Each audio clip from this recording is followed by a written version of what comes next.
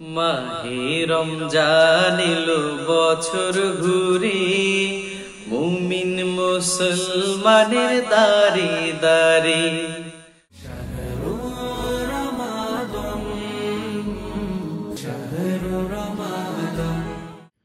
أعوذ بالله من الشيطان الرجيم.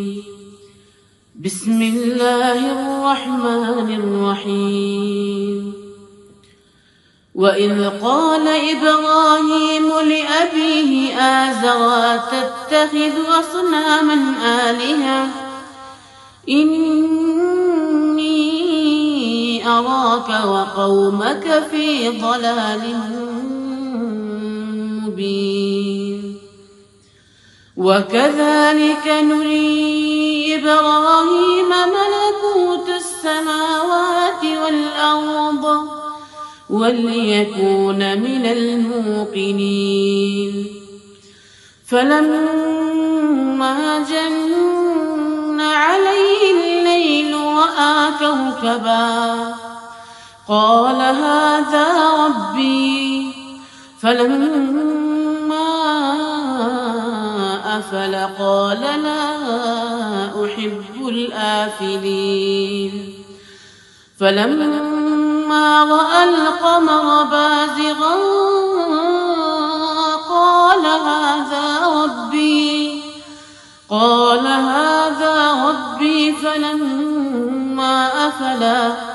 فلما أفل قال لئن لم يهدني ربي لأكونن من القوم الضالين. فلما رأى الشمس بازغة قال هذا ربي هذا أكبر. فلما أفلت قال يا قوم إني بريء مما تشركون. صدق الله العظيم.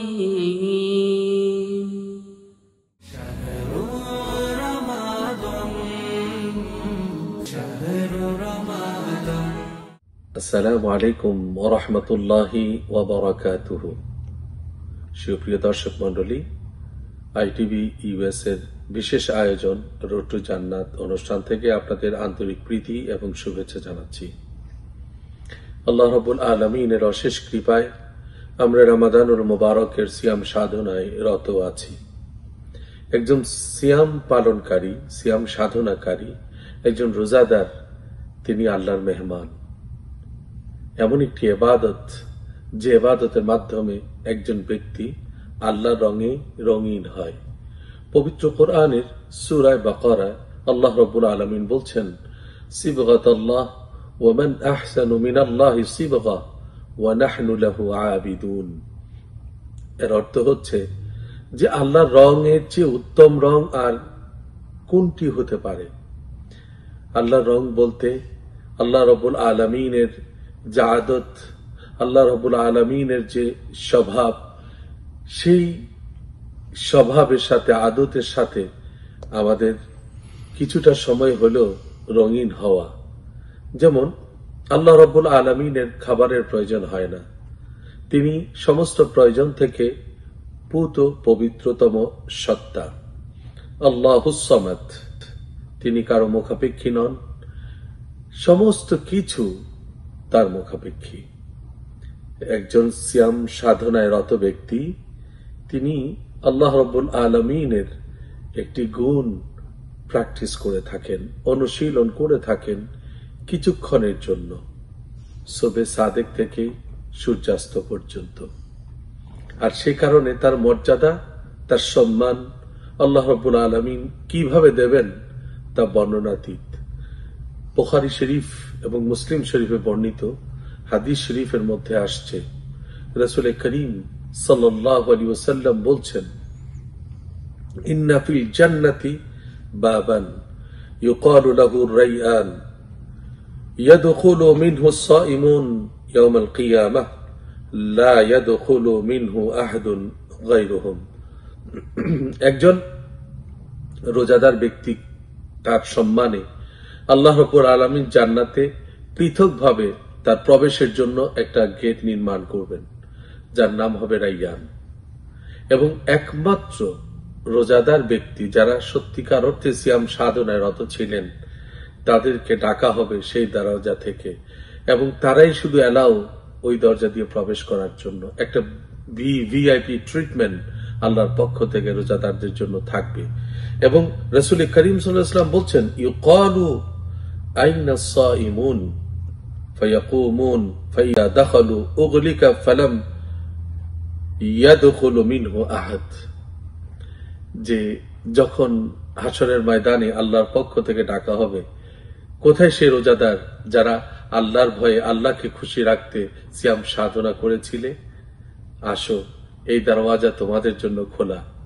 রাসূল করিম সাল্লাল্লাহু আলাইহি সাল্লাম বলছেন, রোজাদাররা যখন ওই দরওয়াজা দিয়ে প্রবেশ করবে, সে দরজা বন্ধ হয়ে যাবে, আর কেউ প্রবেশ করতে পারবে না। কেন এই বিশেষ আয়োজন? একমাত্র সম্মান প্রদর্শন। কারণ সে আল্লাহর রঙে রঙিন হয়েছিল, আল্লাহ রাব্বুল আলামিনের ভয়ে ভীত ছিল, আল্লাহকে সন্তুষ্ট করার জন্য সে তার ভিতরে আগ্রহ ছিল, সে চেষ্টা করেছে, আর সে কারণেই তার জন্য এই মর্যাদা। রাসূল করিম সাল্লাল্লাহু আলাইহি সাল্লামের হাদিস থেকে আমরা যে শিক্ষাটি পাই, যে একজন রোজাদারের ব্যক্তির জন্য দুটো আনন্দ, লিসাইমি ফারহাতান, ফারহাতুন ইনদা ফিত্রিহি ওয়া ফারহাতুন ইনদা লিকাই রাব্বিহি। একজন রোজাদার ব্যক্তির জন্য দুটো আনন্দ, একটা হচ্ছে ইফতারের পূর্বক্ষণে, আরেকটা হলো আল্লাহ রাব্বুল আলামিনের সাথে তার সাক্ষাৎ হবে। চিন্তা করে দেখুন, ওই রাইয়ান নামক দরজা দিয়ে যখন প্রবেশ করবে জান্নাতীরা, তখন তারা দেখবে আল্লাহ তাদেরকে বরণ করে নেওয়ার জন্য অপেক্ষা করছেন। সুবহানাল্লাহ বিহামদিহি। এই জন্য একজন কবি বলেন, জান্নাত ও দোজখ সে ইয়া রব ক্যা করো, আরজু है मैं तुझे देखा करो, जब मुशर्रफ हो जाएगा दीदार खुदा, भूल जाएंगे बेहेश्त की हुरो गिलमा। আসুন, আমরা আল্লাহর মেহমান হতে, তার সম্মানিত মেহমান হতে, আমরা সিয়াম সাধনায় সত্যিকার অর্থে যেভাবে সিয়াম সাধনা করা দরকার আমরা আমাদের সাধ্যমতো চেষ্টা করি। আল্লাহ আমাদের সিয়াম সাধনাকে কবুল করুন, আমিন। আসসালামু আলাইকুম ওয়া রাহমাতুল্লাহি ওয়া বারাকাতুহু।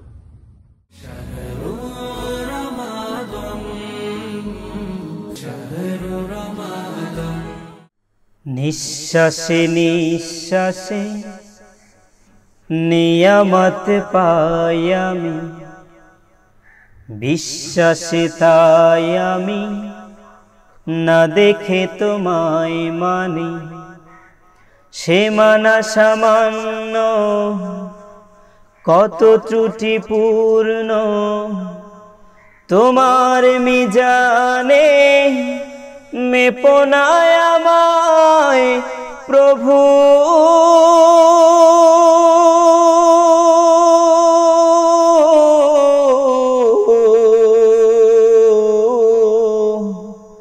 গোপনে ক্ষমা করে দিও তুমি। তোমার বাধ্য হলে তার জন্য প্রতিশোধ নাও না তুমি তো হে খোদা, বরং তোমারে যে মানে কি বানা মানে, সবাই তোমার আলোর সমীরণ পায় সদা। তোমার বাধ্য হলে তার জন্য প্রতিশোধ নাও না তুমি তো হে খোদা, বরং তোমারে যে মানে কি বানা মানে, সবাই তোমার আলোর সমীরণ পায় সদা। বাঁচে নাই জগতে তোমার করুণা ছাড়া,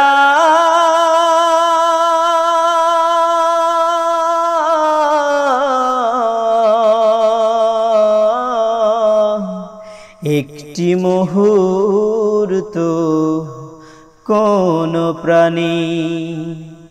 নিঃশ্বাসে নিঃশ্বাসে নিয়ামত পাই আমি, বিশ্বাসে তাই আমি না দেখে তোমায় মানি। সে মানা সামান্য, কত ত্রুটিপূর্ণ, তোমার মিজানে মেপনায় আমায় প্রভু।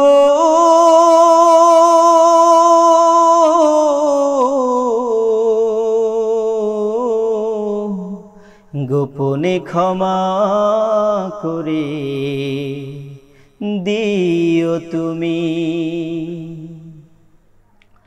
আমার ক্ষুদ্র হৃদয়ের মিনতি, তোমার করুণা রহমতের দ্বারে আমাকে ফিরিয়ে দিও না হে রহমান। আমি যে অসহায়, ধরো না পরপারে আমার ক্ষুদ্র হৃদয়ের মিনতি, তোমার করুণা রহমতের দ্বারে আমাকে ফিরিয়ে দিও না হে রহমান। আমি যে অসহায়, ধরো না পরপারে আমার জীবনে দিও না কোনো বিপদ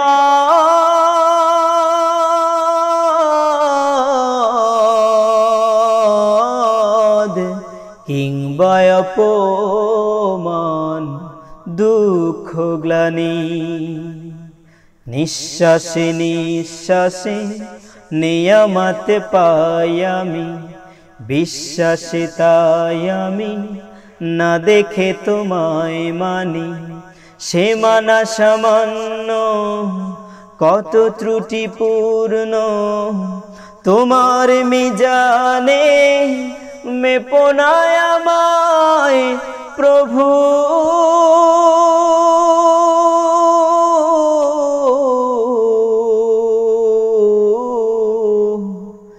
গোপনে ক্ষমা করে দিও তুমি।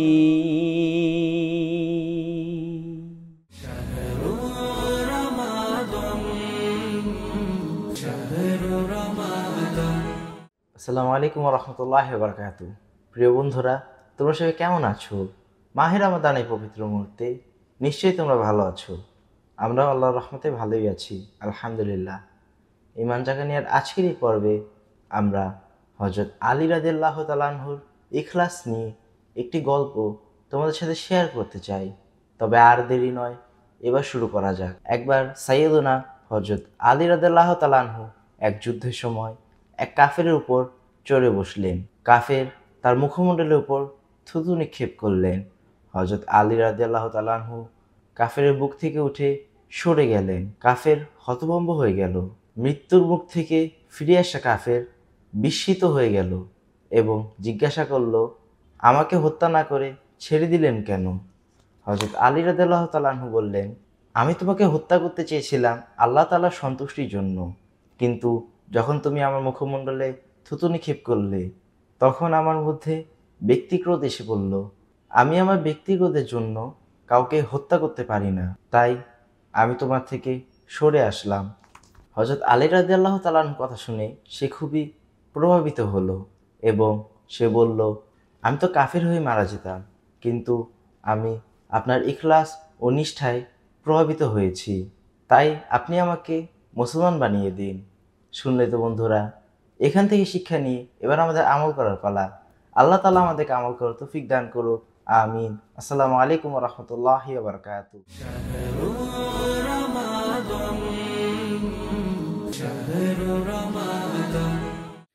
اللهم آمين.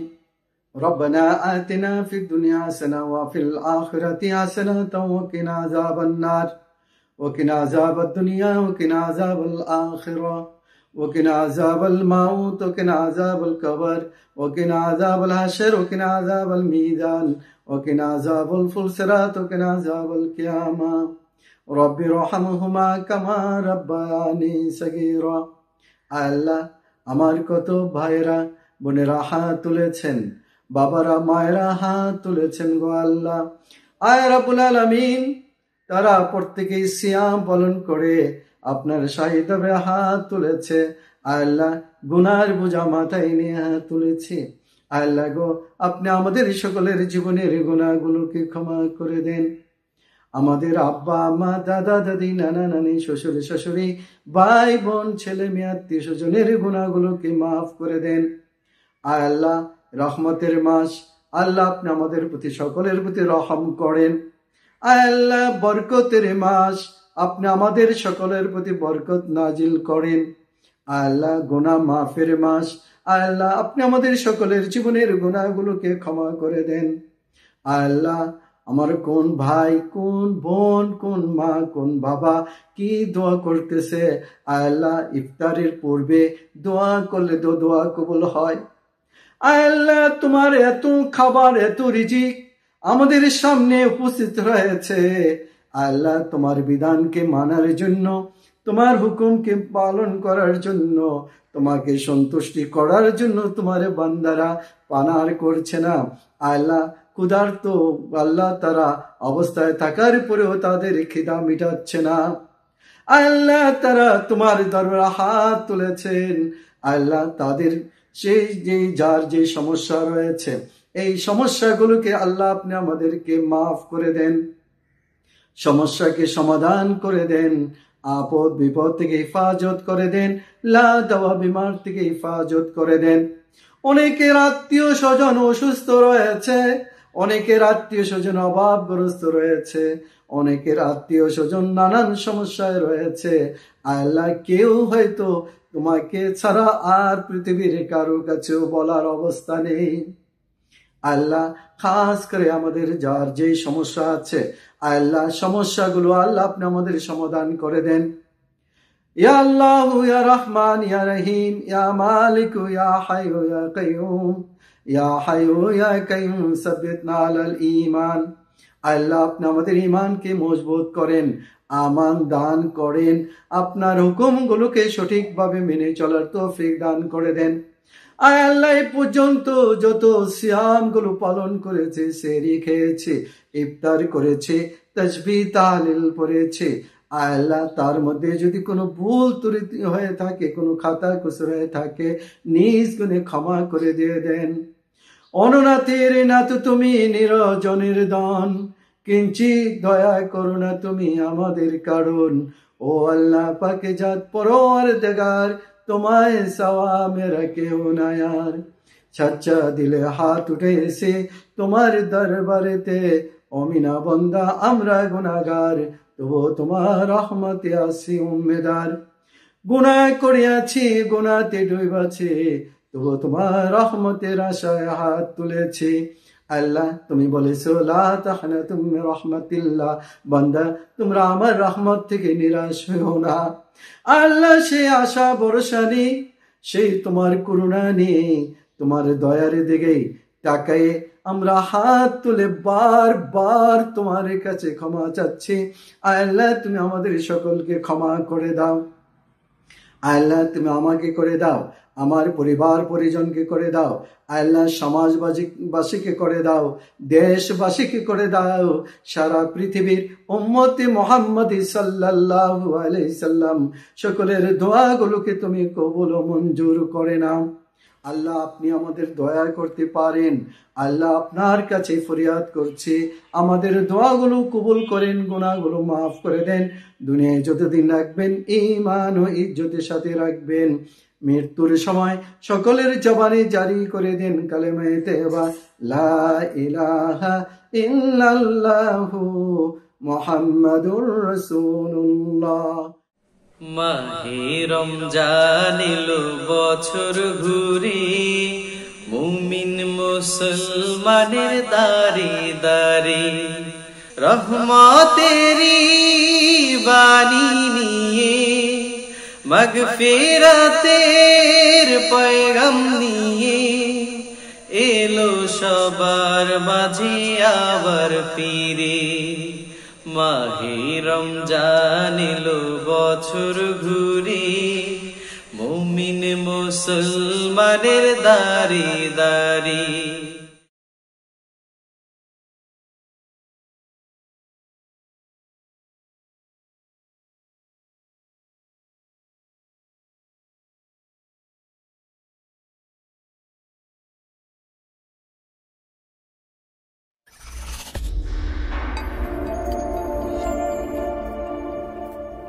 Wisdom Islamic TV, peace for the world.